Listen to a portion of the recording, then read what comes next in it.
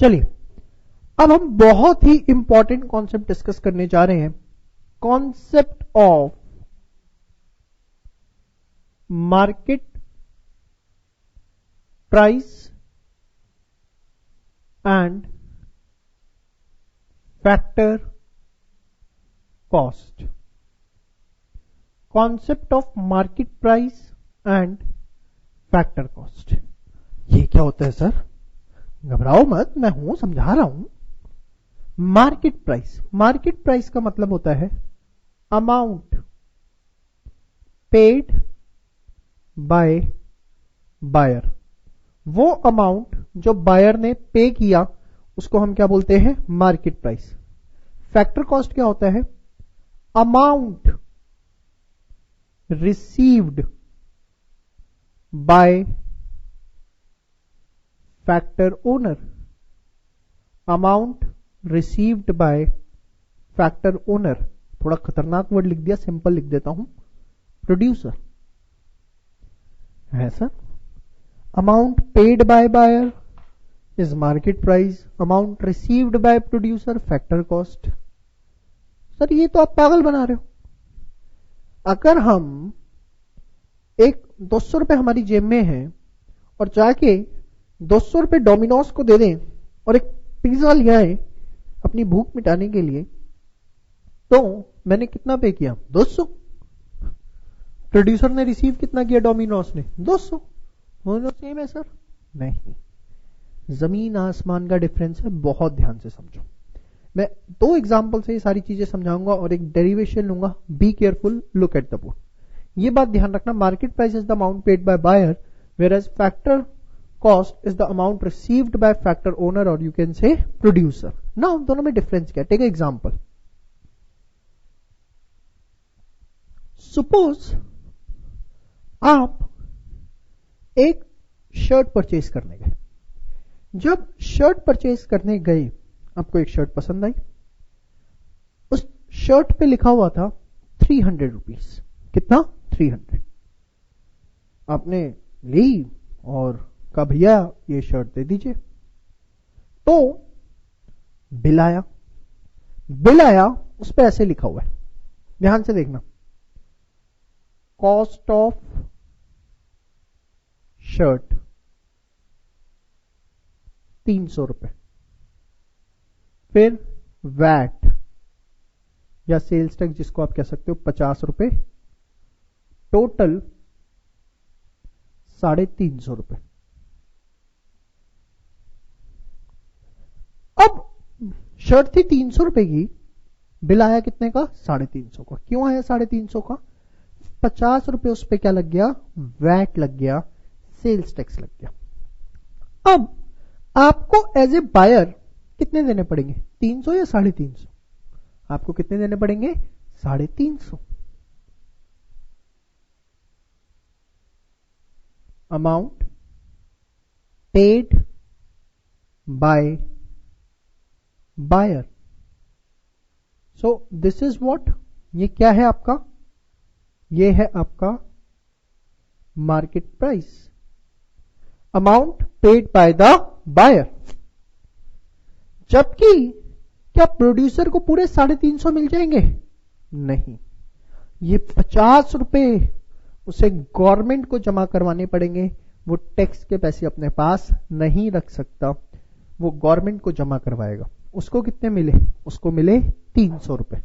तो basically this is amount received by factor owner, amount received by factor owner, and this is what? Factor cost.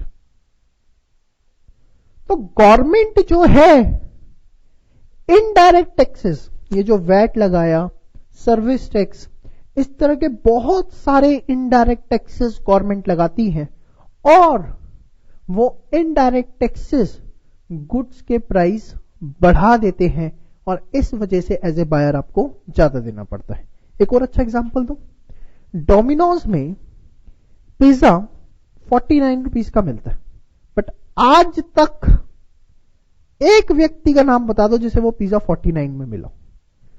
मैं भी गया एक बार, 49 का pizza, 100 रुपए लेके गया, पूरे 2 खाऊंगा पेट भर के, थोड़ा और पेट निकल जाएगा, क्या जाता है। बट बदतमीजों ने पिज्जा दिया 63 रुपीस का, तो मैं सिर्फ एक ही पिज्जा ले पाया। बड़ा दुख हुआ मुझे उस समय। मैंने बिल देखा, मैंने कहा तुम्हें शर्म नहीं आती, तुमने 49 रुपए का पिज्जा लिख रखा है और 63 का दे रहे हो। मेरी भावनाओं से खेल रहे हो, मेरी भावनाओं से छोड़ो, मेरी पेट की भावनाओं से खेल रहे हो, तुम्हें शर्म नहीं आती। उन्होंने ऐसे हाथ जोड़े और कहा, हम आपकी पेट की भावनाओं से नहीं खेल रहे, ये गवर्नमेंट है जो हमारे प्रोडक्ट पे इनडायरेक्ट टैक्स लगा देती है। हमारा पिज्जा तो 49 का है, हमारी जेब में 49 ही आ रहे हैं। ये जो आप एक्स्ट्रा अमाउंट 14 रुपीस पे कर रहे हो, 63 का आपको पिज्जा पड़ रहा है, ये टैक्सेस हैं जो कि किसके खाते में जाएंगे? गवर्नमेंट के खाते में जाएंगे। तो एक बात मुझे यहां पर समझ में आती है क्या, कि indirect taxes increase the amount payable by buyer, therefore it is added in factor cost to arrive at market price, to arrive at market price। समझ में आई बात? अब तो एक इक्वेशन मेरी जो यहां पर डेवलप हो चुकी है वो ये कि फैक्टर कॉस्ट में अगर इनडायरेक्ट टैक्स जुड़ जाए तो मेरे पास क्या आ जाता है? मेरे पास आ जाता है मार्केट प्राइस। बात समझ में आ गई? इनडायरेक्ट टैक्सेस होते कौन कौन से हैं ये भी मैं थोड़ा सा आपको बता दूं यहां पर। इनडायरेक्ट टैक्सेस, इनडायरेक्ट टैक्स में आपके पास आता है sales tax, value added tax जिसको आप वैट के नाम से भी जानते हैं, एक्साइज ड्यूटी,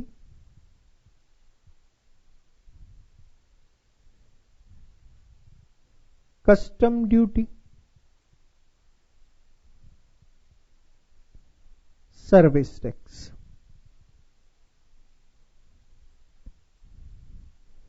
ये सब टैक्सेस इसके अंदर आते हैं। शॉर्टली आपको गुड्स एंड सर्विस टैक्स आने वाले वक्त में एक नया टैक्स दिखाई देगा जो काफी सारे टैक्सेस को रिप्लेस करेगा। ये होते क्या है अगर मैं छोटा सा बताऊं। सेल्स टैक्स क्या होता है, सिर्फ आपकी जानकारी के लिए, जब आप इंटर स्टेट सेल कर रहे होते हो। इंटर स्टेट सेल मतलब मैं दिल्ली में हूं, मेरे को अगर यूपी में सेल करनी है, तो अगर दिल्ली से आपको यूपी में सेल करनी है तो आप उस केस में चार्ज करते हो sales tax. Value added tax, अगर आप within a state sale कर रहे हो, फॉर एग्जांपल मैं दिल्ली में हूं मैन्युफैक्चरर और दिल्ली में ही मुझे सेल करनी है, तो मैं क्या चार्ज करूंगा? वैट। अगर दिल्ली के बाहर सेल कर रहा हूं तो क्या चार्ज करूंगा? Sales tax. दिल्ली में ही बेच रहा हूं तो क्या चार्ज करूंगा? वैट। एक्साइज ड्यूटी होता है टैक्स ऑन प्रोडक्शन। अगर आप कोई भी चीज प्रोड्यूस करते हो तो प्रोड्यूस करने के बाद आप फैक्ट्री गेट से उसे तभी मार्केट में निकाल सकते हो बेचने के लिए जब आप उस पर एक्साइज ड्यूटी दे दो। माल बिकेगा नहीं बिकेगा इससे कोई मतलब नहीं है। अगर आपने कोई चीज प्रोड्यूस कर ली तो प्रोड्यूस करने के बाद वो फैक्ट्री गेट से तभी निकल सकती है जब आप उस पर एक्साइज दे देते हो। कस्टम ड्यूटी, जब आप इंपोर्ट करते हो विदेशों से तो उस पर जो टैक्स देना पड़ता है उसे बोलते हैं इंपोर्ट। इसके दो पार्ट होते हैं बेसिकली, इंपोर्ट ड्यूटी और एक्सपोर्ट ड्यूटी। जब आप विदेशों से परचेज कर रहे हो तो उस समय आपको देनी पड़ती है इंपोर्ट ड्यूटी। जब आप फॉरेन कंट्रीज में सेल कर रहे हो तो आपको देनी पड़ती है एक्सपोर्ट ड्यूटी। सर्विस टैक्स, जितनी भी सर्विसेज प्रोवाइड की जाती हैं उन सर्विसेज के ऊपर क्या लगता है, सर्विस टैक्स। जैसे मैं भी आपको एक सर्विस दे रहा हूं तो जो भी आपका बिल होगा आप देखना उस पर मैंने सर्विस टैक्स चार्ज कर रखा होगा। तो these are the examples of indirect taxes. ठीक है जी। नाउ आगे बात करते हैं। ये तो एक एग्जांपल आपने मेरे साथ समझा। एक सेकंड एग्जांपल अब मैं ले रहा हूं, ध्यान से देखना एक एक चीज। एग्जांपल 2, देखो गवर्नमेंट निर्दयी नहीं है, गवर्नमेंट जालिम इतनी भी नहीं है जितनी आप सोचते हो कि गवर्नमेंट हर चीज पे टैक्स लगाती है। गवर्नमेंट कुछ चीजों पर पैसे अपनी तरफ से देती है? हाँ जी। मैन्युफैक्चरर को पैसे देती है कि ये पकड़ पैसे, कस्टमर से ज्यादा मत चार्ज कर, कस्टमर से कम चार्ज कर। सर हाँ जी। कैसे? एग्जाम्पल देता हूं, ध्यान से समझना। एक प्रोडक्ट को एग्जाम्पल देता हूं जिसपे गवर्नमेंट सब्सिडी देती हो। सबसे पहले सब्सिडी, एक नया वर्ड आपके सामने। सब्सिडी, सब्सिडी का मतलब क्या होता है? Amount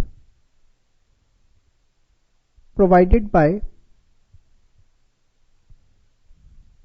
government to assist people of economy. Economy के लोगों की मदद करने के लिए जो गवर्नमेंट प्रोवाइड करती है अमाउंट, उसे हम क्या बोलते हैं? सब्सिडी। अब एग्जांपल देता हूं। Let us take an example, kerosene oil. सुना होगा सबने, मिट्टी का तेल। अब सपोज जो कैरोसिन ऑयल है उसका मार्केट प्राइस है कायदे से सपोज 40 रुपीज, मुझे एग्जैक्टली नहीं पता इसलिए मैं अस्यूम कर रहा हूं कि 40 रुपीज पर लीटर उसका मार्केट प्राइस है। अब गवर्नमेंट ने देखा कि जो कैरोसिन ऑयल है, जो कैरोसिन ऑयल है इसको कौन यूज करता है? इसको यूज करते हैं गरीब लोग जिनकी इनकम बहुत कम होती है। तो गवर्नमेंट ने देखा कि उन बेचारों को कैरोसिन ऑयल 40 रुपए लीटर खरीदना पड़ता है और शायद ये उनकी परचेजिंग पावर को इंपैक्ट करता हो, शायद वो उसे अफोर्ड ना कर पाते हो। तो गवर्नमेंट ने बोला ये कैरोसिन ऑयल 40 रुपए लीटर बेचने की जरूरत नहीं है। गवर्नमेंट ने कहा कि ये जो आपको 40 रुपए लीटर का प्राइस है ना, हम आपको 15 रुपए लीटर सब्सिडी देते हैं। सपोज मैं मैन्युफैक्चरर हूं, गवर्नमेंट ने मेरे को बोला हाँ जी आप कैरोसिन ऑयल क्या रेट बेच रहे हैं? मैंने कहा जी मैं 40 रुपए रेट कैरोसिन ऑयल बेच रहा हूं। तो उन्होंने मुझे बोला कि देखिए आप 40 रुपए नहीं बेचेंगे, आप 25 रुपए बेचेंगे।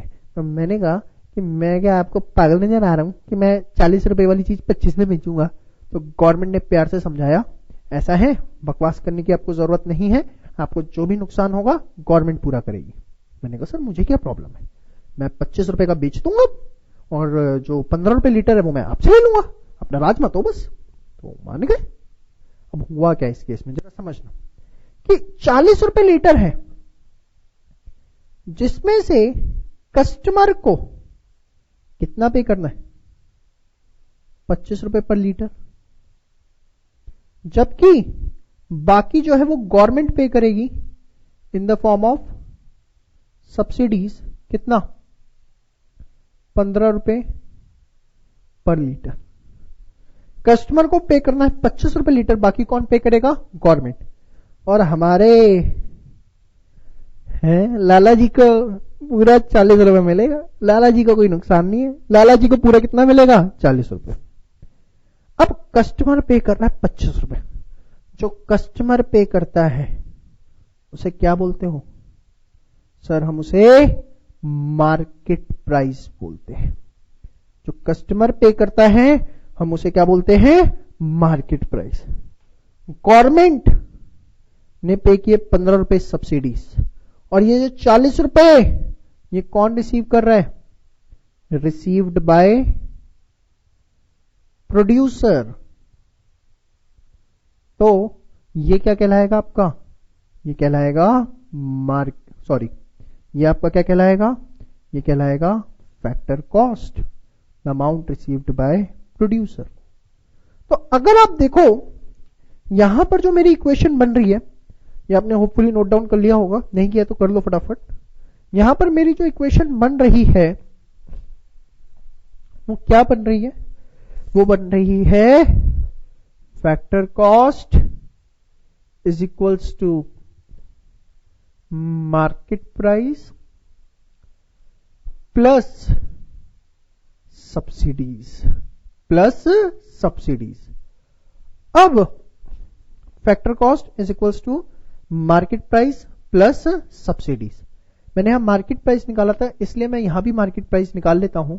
मार्केट प्राइस अगर मैं देखूं सिर्फ, तो मार्केट प्राइस क्या निकल रहा है, factor cost minus subsidies, factor cost minus subsidies is nothing but the market price. तो एक एग्जांपल मैंने आपको ये दिया, एक पहले दिया था जिसमें आपने इक्वेशन बनाई थी इनडायरेक्ट कॉस्ट से जो अमाउंट बायर पे करता है वो बढ़ जाता है, इसलिए हम उसे ऐड करते हैं। और यहां पर अगर आप देखो तो क्या बना,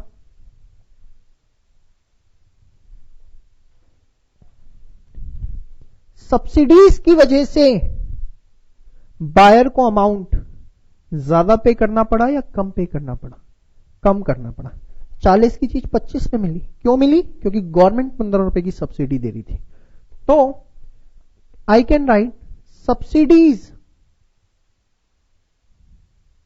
reduce the amount payable by buyers, therefore it is subtracted from factor cost.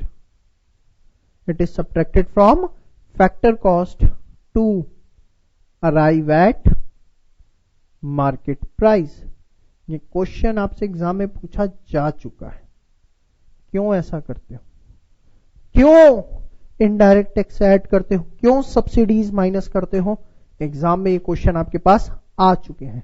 तो दोनों चीज आपको समझ में आ गई। अब आइए जरा इसको आगे और बढ़ाते हैं। इन दोनों पॉइंट्स को समझने के बाद अब ध्यान से समझना जरा। हमने देखा गवर्नमेंट अगर इनडायरेक्ट टैक्स लगाएगी तो चीजों की कीमत बढ़ जाएगी, इस वजह से मार्केट प्राइस ज्यादा आता है। गवर्नमेंट सब्सिडीज देगी तो फैक्टर कॉस्ट अगर गवर्नमेंट सब्सिडीज देगी तो बायर को अमाउंट कम पे करना पड़ेगा, इसलिए हम उसे क्या कर देते हैं, माइनस। अगर आप इकोनॉमी एज ए होल सोचो, पूरी इकोनॉमी के बारे में सोचो, तो गवर्नमेंट कुछ चीजों पर टैक्सेस लगाती है और कुछ चीजों पे गवर्नमेंट क्या देती है, सब्सिडीज। ध्यान से देखें, अगर आप इकोनॉमी एज ए होल सोचो तो गवर्नमेंट कुछ चीजों पे टैक्सेस लगाती है और कुछ चीजों पे क्या देती है, सब्सिडीज। मतलब can I write that factor cost plus indirect tax minus subsidies is equals to market price. Factor cost plus indirect tax minus subsidies is equals to market price. Indirect tax लगाने से price बढ़ गए, subsidies देने से कम हो गए, ये क्या आ गया, मार्केट। ये पूरी इकोनॉमी की इक्वेशन है, ये फैक्टर कॉस्ट किसी एक गुड की नहीं है। इकोनॉमी में जितने भी गुड्स प्रोड्यूस हो रहे हैं सबकी फैक्टर कॉस्ट, कुछ पे इनडायरेक्ट टैक्स लगा होगा तो वैल्यू बढ़ गई, कुछ पे सब्सिडीज दी होगी तो वैल्यू कम हो गई, तो क्या आ गया आपके पास, मार्केट प्राइस। अब इनडायरेक्ट टैक्स माइनस सब्सिडीज को हम बोलते हैं नेट इनडायरेक्ट टैक्स। क्या बोलते हैं, नेट इनडायरेक्ट टैक्स। तो factor cost plus net indirect tax आपके पास क्या आ जाता है, वो आपके पास आ जाता है मार्केट प्राइस। तो सेकंड इक्वेशन आपने ड्राइव कर ली कि factor cost plus net indirect taxes is equals to what, it is equals to market price. दो इक्वेशंस अब तक आप मेरे साथ सीख चुके हैं कि डोमेस्टिक इनकम में एनफीफ ऐड किया तो नेशनल इनकम आएगी, और फैक्टर कॉस्ट में NIT net indirect tax add किया तो मार्केट में। दोनों ही डेरिवेशंस बहुत इंपॉर्टेंट। इसके आंसर किस तरीके से लिखने हैं वो मैंने अपनी बुक के अंदर आपको बहुत अच्छे से प्रेजेंट करके लिखा हुआ है। ये कॉन्सेप्ट जो मैंने आपको समझाया है वही मैंने एज इट इज वर्ड्स की फॉर्म में आपको अपनी बुक में प्रोवाइड किया है। बहुत ध्यान से उसको पढ़ें, दोनों डेरिवेशंस बहुत ज्यादा इंपॉर्टेंट है।